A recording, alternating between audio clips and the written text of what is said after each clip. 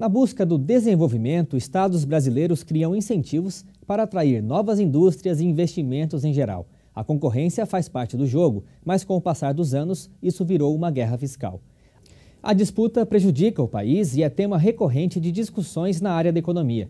Para tentar diminuir o problema, o Senado Federal aprovou uma resolução que unifica a alíquota do ICMS nas operações interestaduais com produtos importados, fixando uma alíquota de 4%. No espaço técnico deste mês, você confere uma apresentação completa sobre o roteiro dos procedimentos do ICMS unificado. Quem explica o assunto é Maíra de Camargo Santana, que é advogada, consultora tributária na área de impostos indiretos da Thomson Reuters Fiscosoft. Ao final do programa, ela ainda conversa sobre o tema com Sebastião Luiz Gonçalves, empresário contábil e conselheiro do CRC-SP.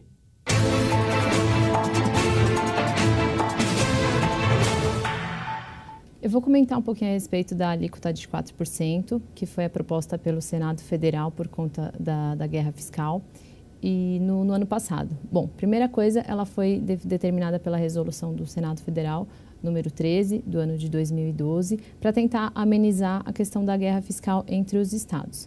Mas afinal, o que seria a guerra fiscal?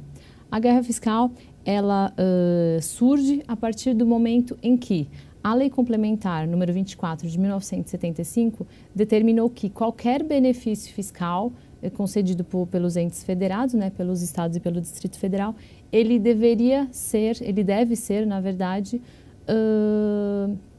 celebrado, ratificado e necessariamente aprovado por decisão unânime de todos os estados e do Distrito Federal. É a partir daí que alguns estados eles não observam essas normas da Lei Complementar número 24 e, de forma unilateral, ele concede um benefício fiscal. Então, em razão desse benefício, o problema é que alguns estados, na verdade, o estado de destino, ele acaba sendo prejudicado. Por quê? A gente, na verdade, tem dois pontos. Primeiro, o contribuinte que recebeu o bem ou mercadoria, com essa alíquota interestadual, na verdade ele vai se creditar de um imposto que efetivamente não foi pago. Porque geralmente a gente tem no estado de origem um crédito presumido, ou seja, ao invés de ser pago um ICMS, por exemplo, de 12%, o que efetivamente foi pago foi 5% de ICMS. Aí se a gente considerar um crédito presumido, por exemplo, de 7%. E outro ponto também que acaba prejudicando o estado de destino é a questão que as empresas que estão situadas no seu estado, no próprio estado de destino, elas têm que vender o produto por um preço maior. Por quê? Porque no preço dessas empresas tem o ICMS considerando a alíquota interna, enfim, considerando as regras normais de ICMS. Em contrapartida, tem o preço da origem, que tem um ICMS menor e, consequentemente, um preço mais competitivo. Bom, então a gente, como eu falei agora há pouco, pela resolução do Senado Federal foi determinado que, a partir de janeiro desse ano, 2013, nas operações interestaduais com produtos importados, a gente teria a alíquota de 4%. Então, primeiro ponto, essa alíquota, na verdade, ela é, conforme determinação da própria Constituição Federal, uma regra específica para operações entre contribuintes do imposto. Por quê? Porque numa operação entre um contribuinte e um não contribuinte, um destinatário não contribuinte, mesmo que ela seja interestadual, necessariamente a gente tem que aplicar a alíquota interna. Mas em relação a essa alíquota interestadual, acho que é importante também a gente comentar as exceções. Como qualquer regra do ICMS, na verdade, a gente tem algumas exceções. E essa alíquota interestadual não fugiria dessa regra. Então, quais são, na verdade, as 4 exceções que nós temos para a alíquota interestadual de 4%? A primeira delas se refere ao bem e mercadoria importado, quando ele passar por um processo de industrialização aqui no território nacional, ele tiver um conteúdo de importação inferior ou igual a 40%. Porque se a gente pegar a regra da resolução, ele fala se o produto ele for submetido a processo de industrialização ele necessariamente tem que ter um conteúdo de importação superior a 40%. Então, consequentemente, né, contrário senso, os bens e mercadorias que tiverem conteúdo igual ou inferior a 40% não entram na regra dos 4%, entra na regra da alíquota de 7 ou 12, conforme seja a origem e o destino da mercadoria. Outra exceção que nós temos também são os bens que não tenham similar nacional. E aí, esses bens, na verdade, logo quando surgiu essa questão de bens sem similar nacional, os contribuintes realmente eles estavam pensando que caberia a ele determinar se é ou não, se o bem tem ou não um similar nacional. Mas não. Quem traz essa definição é a própria resolução CAMEX, que aí foi uma determinação do próprio Senado também. E qual que é essa resolução? É a resolução número 79 de 2012. É ela quem traz essa questão de qual vai ser a adequação do bem ser ou não considerado sem similar nacional. Outra hipótese de exceção, né, seriam os bens e mercadorias produzidos em conformidade com o PPB, que é o processo produtivo básico. E a última, né, mas não menos importante, são as operações com gás natural importado. E aí, como eu havia comentado há pouco, uma das definições, né, quando o bem é submetido a processo de industrialização, uma das definições para a alíquota de 4% é realmente vinculada ao conteúdo de importação.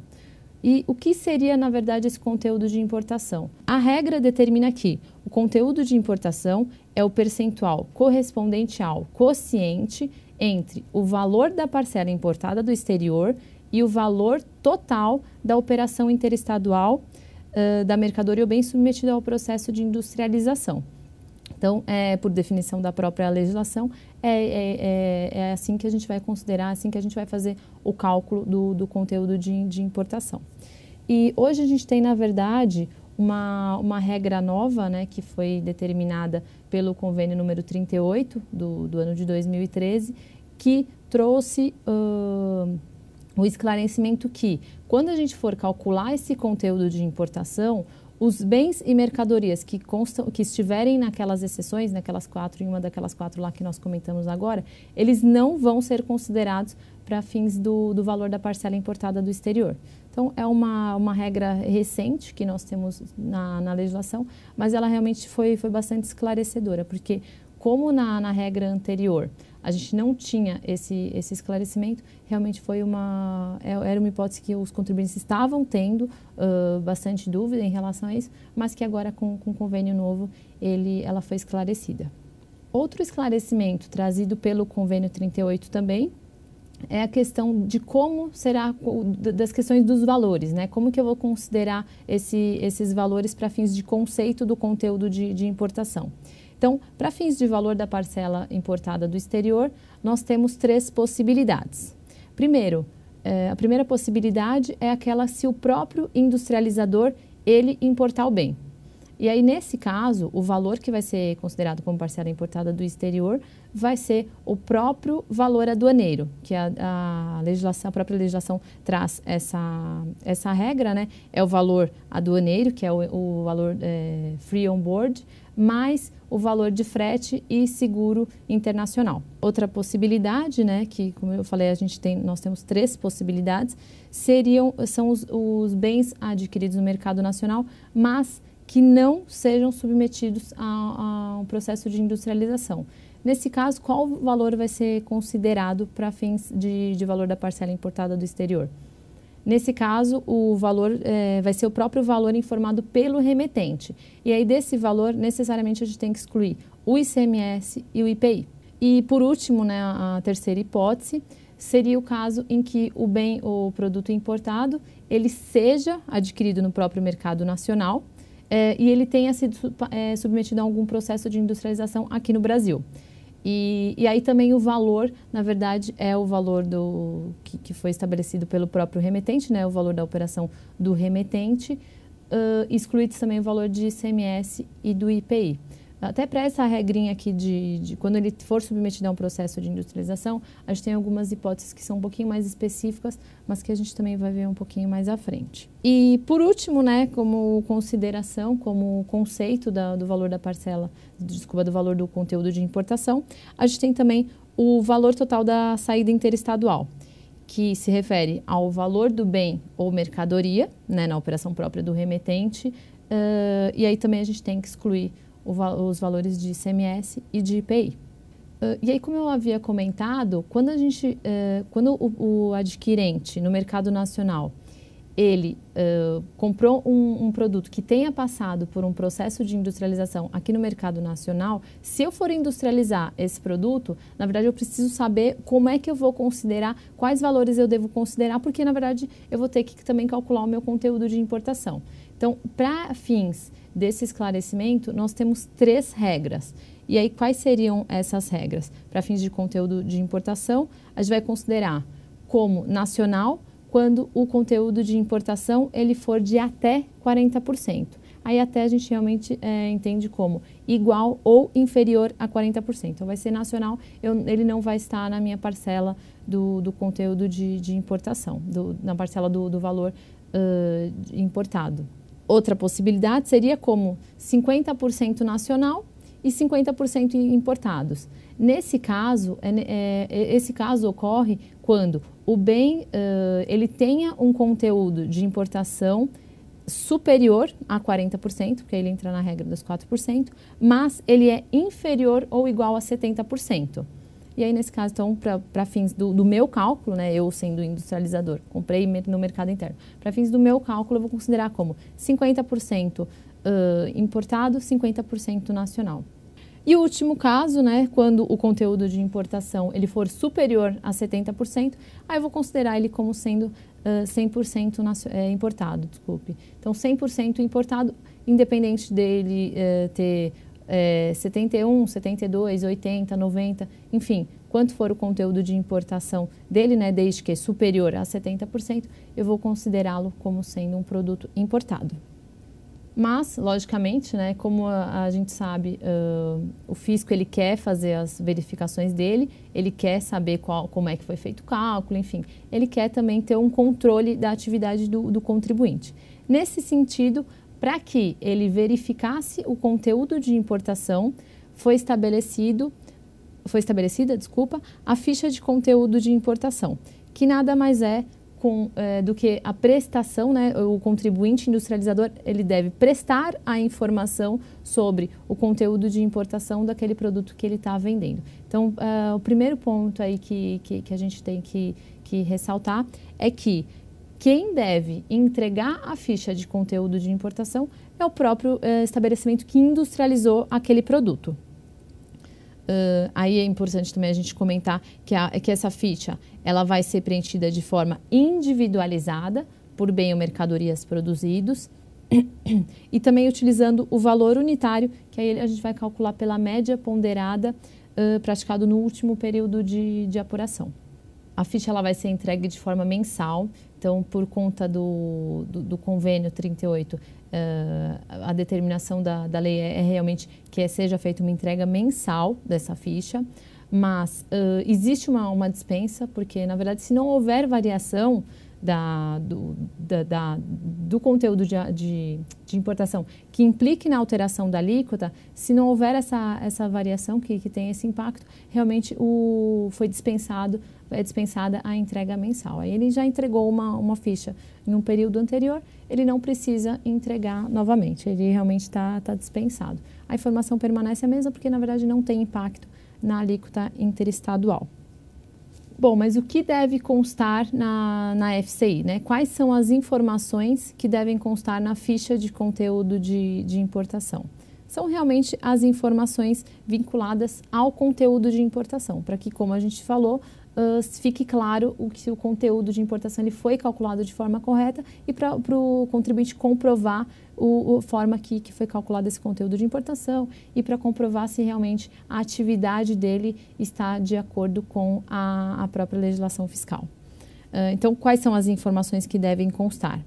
A própria descrição da mercadoria ou bem importado, bem como a sua NCM, né, a NCM dessa mercadoria, o código dessa mercadoria bem importado, o código GTIN, caso a mercadoria possua, né, esse código, a unidade de medida, o valor da parcela do exterior, que ele é logicamente vinculado, ele é importante para fins do cálculo do conteúdo de importação. E, só para ficar claro aqui, se não houve uma parcela importada do exterior, o contribuinte ele pode considerar o último período anterior ao que tenha ocorrido a operação. Também vai ser informado o valor total da saída interestadual, que aí também a gente tem, na verdade, duas possibilidades que a legislação trouxe. Se não tiver ocorrido saída interestadual no penúltimo período de apuração, deverá ser informado com base nas saídas internas, e excluindo-se, logicamente, os valores de ICMS e de IPI. Se também não houve saída interna, que aí seria a segunda hipótese, deverá ser considerado o último período anterior ao que tenha ocorrido a apuração, a operação. E, por último, né, o próprio conteúdo de importação. Como é que a FCI ela vai ser entregue? Ela é entregue pelo industrializador, como a gente havia comentado, mediante um arquivo digital, assinado também com assinatura digital. Ele vai entregar para a Cefaz da onde ele estiver localizado. Então, ele pode, na verdade, ou desenvolver um software, ou comprar um software, também existe essa possibilidade, ou também ele pode utilizar o próprio software que é disponibilizado pela administração tributária.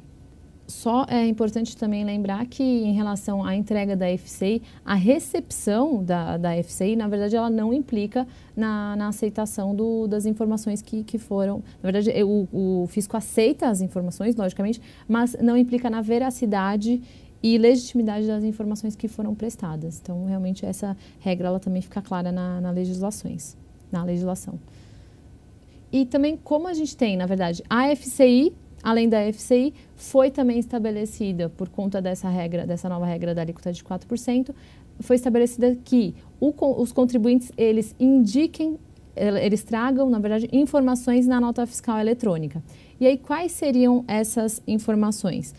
Necessariamente, o estabelecimento emissor da nota fiscal eletrônica, ele tem que informar em campos próprios o número da FCI e também o conteúdo de importação expresso percentualmente. Então, essas duas informações necessariamente devem constar na nota fiscal. Até a legislação ela fala que, enquanto não for criado o campo próprio, o contribuinte ele pode utilizar aquele campinho específico de informações complementares. A gente também tem que pensar no caso, na verdade, que também a legislação deixa claro, se um contribuinte, na verdade, ele não entregar, né, se for, por exemplo, um revendedor, que ele, na verdade, não passou por nenhum processo de industrialização na minha empresa, como é que eu vou prestar essa informação exigida pela fiscalização? Na verdade, ele vai transcrever aquilo que foi informado pelo contribuinte que industrializou. Porque se a gente pensar, por exemplo, numa cadeia que iniciou, né, teve a parcela importada, enfim, mas o produto ele saiu do industrializador. O industrializador prestou as informações que ele próprio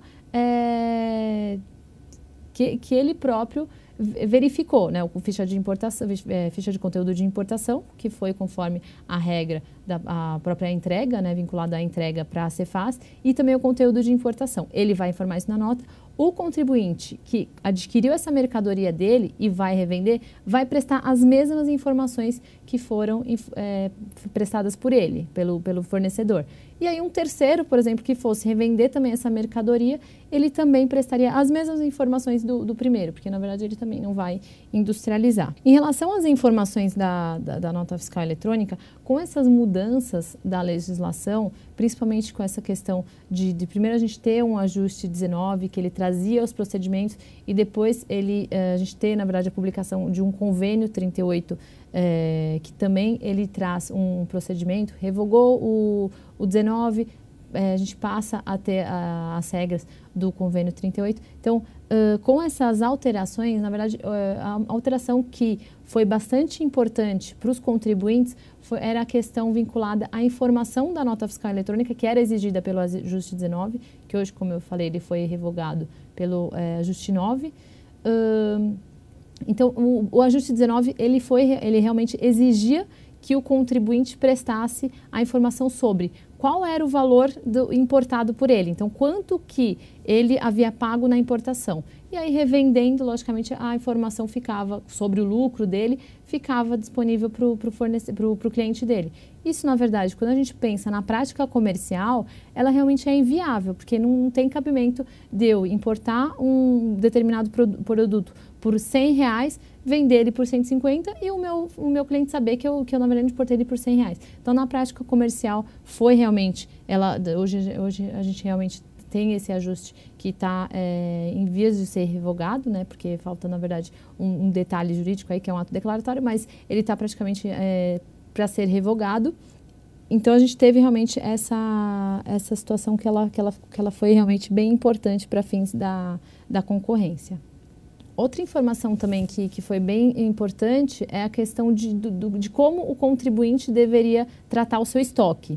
Essa questão do estoque, o contribuinte, na verdade, ele tinha que ter um controle muito grande do estoque. E aí também com o ajuste 38, foi determinado que ele utilizasse o método contábil PEPS, que é o primeiro que entra, primeiro que sai. Então, essas foram, na verdade, são as questões mais novas, assim, em relação a essa questão de revogação do ajuste 19, advento do convênio 38, mas só para a gente ter para a gente pincelar essa ideia, porque realmente foram situações bem importantes. Bom, como o contribuinte, ele tem agora, né, tem essas obrigações acessórias, entrega da FCI, as informações na nota fiscal, é exigido dele que ele mantenha, logicamente, os documentos que comprovem tanto o cálculo, né, do conteúdo de importação, quanto o valor da própria importação. Então, realmente ele precisa manter essas informações arquivadas. E aí, necessariamente, ele precisa, no mínimo, das descrições das matérias-primas, dos materiais secundários, dos insumos, informando a NCM, o código GETIM, as quantidades e os valores. Também vai precisar manter os documentos comprobatórios vinculados ao conteúdo de importação e o arquivo digital da FCI.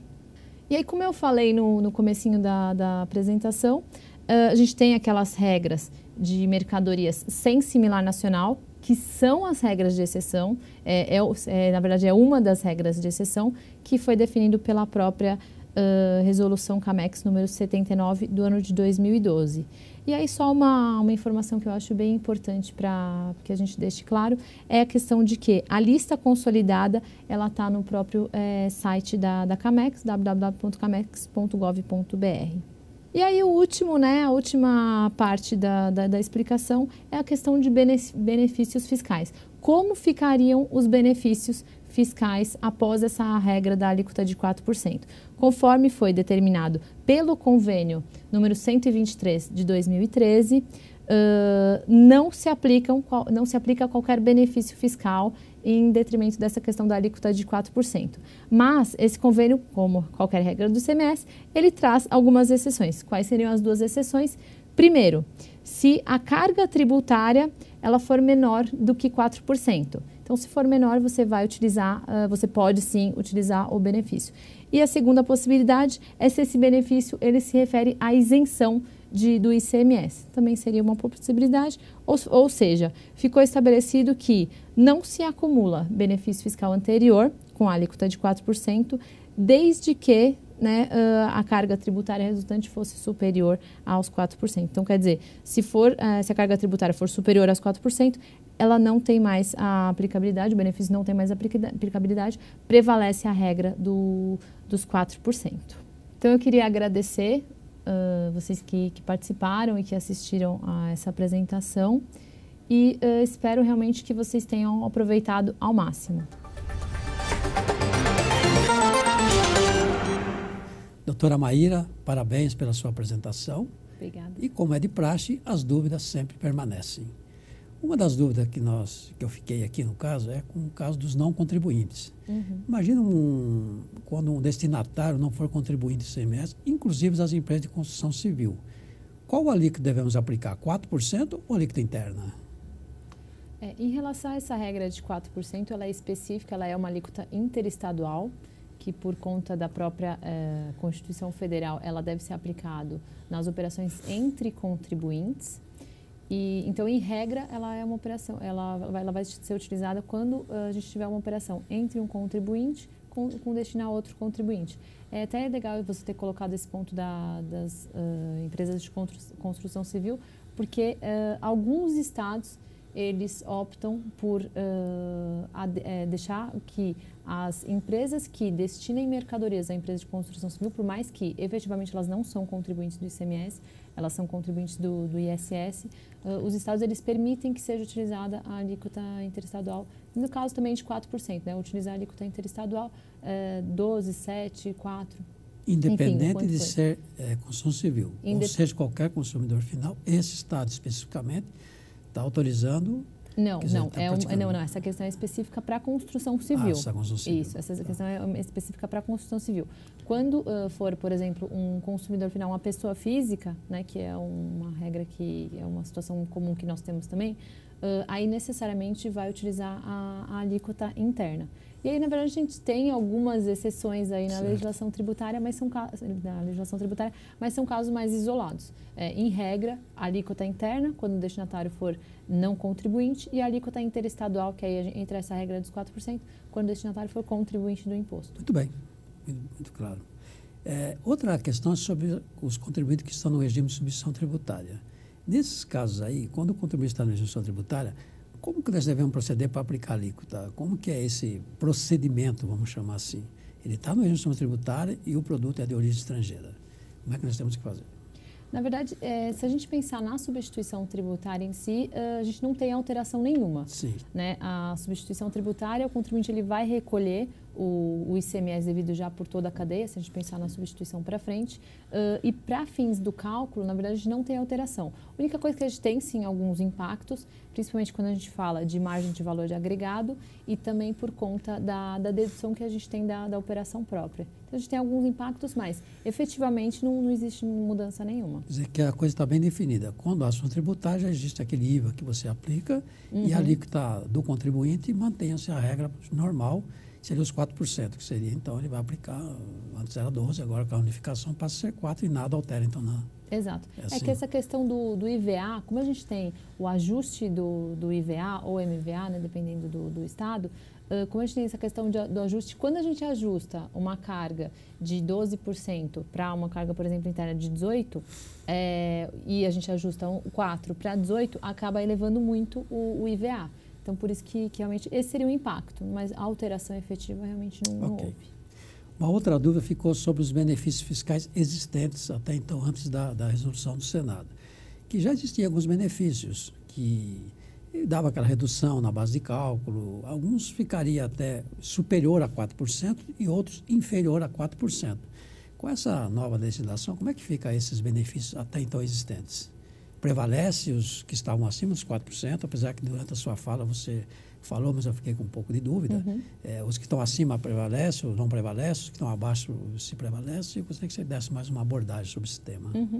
Para fins dos benefícios fiscais anteriores à resolução, né, essa regra dos 4%, somente vai permanecer um benefício fiscal se ele resultar em carga tributária inferior aos 4% ou ainda se referir à isenção de ICMS. Sim. Então, qualquer outro benefício fiscal, ele acaba sendo, ele deixa de ser utilizado, né? Porque aí prevalece a alíquota dos 4%. Então, benefício somente se resultar em carga inferior a 4% ou isenção. Ok. São nesses casos. Um outro assunto também, eu acho que é muito importante, é com a manutenção do crédito. Com essa nova alteração da legislação, os importadores, vamos chamar que importa o Porto de Santos, no desembaraço da mercadoria ele vai pagar os 18%. Imagine que essa empresa, esse contribuinte, ele só venda para outros estados da federação. Então, ele vai, produto importado, ele vai destacar os 4%. Ele vai ficar com um crédito acumulado muito grande de ICMS. Certo. Pela legislação, ele pode manter este crédito de 18% e ficar com um crédito acumulado. E se esse cliente, se essa empresa, esse contribuinte, ele continuar vendendo eternamente para fora do estado de São Paulo, ele pode pedir restituição desse valor ou ele pode compensar com outros tributos? Você poderia me informar sobre isso? Claro. Essa questão da manutenção do crédito, há sim a possibilidade do contribuinte manter na escrita fiscal esse crédito, né, dos 18%, por exemplo, da entrada. Ele vai manter, vai debitar conforme tiver a saída. Então, ele mantém os 18, faz o débito de 4. Isso, como até você mesmo colocou, a gente gera um crédito acumulado na escrita. Que aí no estado de São Paulo, né, que foi o estado que você citou, ele permite que a utilização desse crédito de algumas formas. Compensar com outros tributos, não. Mas você consegue fazer transferência, dependendo do estabelecimento. Então, ele tem algumas regras específicas para fins de utilização do crédito Existe acumulado. uma previsão de pedir restituição desse valor quando ele chegar a um valor muito elevado? Tem alguma previsão na lei ou não? Pedir restituição, efetivamente. Que às vezes eu não tenho mais como compensar, porque às vezes a minha atividade eu vendo para outro estado. Eu estou colocando uma hipótese aqui, né? Lógico. Não sei se isso está previsto na legislação. Você pode compensar, mas também se tem a previsão de pedir a restituição desse valor. Restituição, na verdade, ao meu ver, existe sim essa possibilidade. Ela não é tão clara na legislação, mas juridicamente, ao meu ver, existe sim essa possibilidade. Mas é um pouco complicado porque, na verdade, não é interesse do Estado, na verdade, restituir monetariamente esse imposto. Então, o cliente, as empresas têm que realmente tomar um pouco de cuidado em relação a isso, verificar se o crédito ele é efetivo, se ele pode ser, se todo esse crédito ele pode ser mantido na escrita. Então, fazer primeiro um levantamento e aí sim, se for o caso, entrar com um pedido de restituição. Mas não que fique tão clara essa situação, talvez até mesmo como uma forma do Estado de tentar dificultar um pouquinho essa possibilidade para o contribuinte. Juridicamente até existe a possibilidade, mas não está muito claro isso na legislação, né? Exato. Ok. Eu sei que o nosso tempo passa muito rápido, mas eu queria fazer mais uma pergunta. É sobre a questão das empresas optando pelo Simples Nacional, que vem da Lei Complementar 123, lá de 2006. É muito comum as empresas situadas aqui no estado de São Paulo, às vezes, adquirir mercadoria de empresas optando pelo Simples Nacional de outras unidades da federação. Então, quando você adquire essas mercadorias, tem um diferencial de alíquota aqui no estado de São Paulo. Eu queria saber se com essa mudança toda, alguma coisa mudou, quais são os procedimentos, se tem alguma alteração relevante nesse aspecto. O diferencial de alíquota, na verdade, ele é específico para mercadoria destinada a uso, consumo ou ainda ao ativo permanente. Então, quer dizer, se a mercadoria for para revenda, que é um dos casos do Simples Nacional, as pessoas acabam chamando de diferencial de alíquota. Não é o termo mais adequado, porque a própria Constituição, ela traz como sendo um conceito específico para uso, consumo e ativo. Mas, então, a gente realmente chama essa questão de equalização de alíquota. Existe até uma decisão de São Paulo que fala em equalização de alíquota.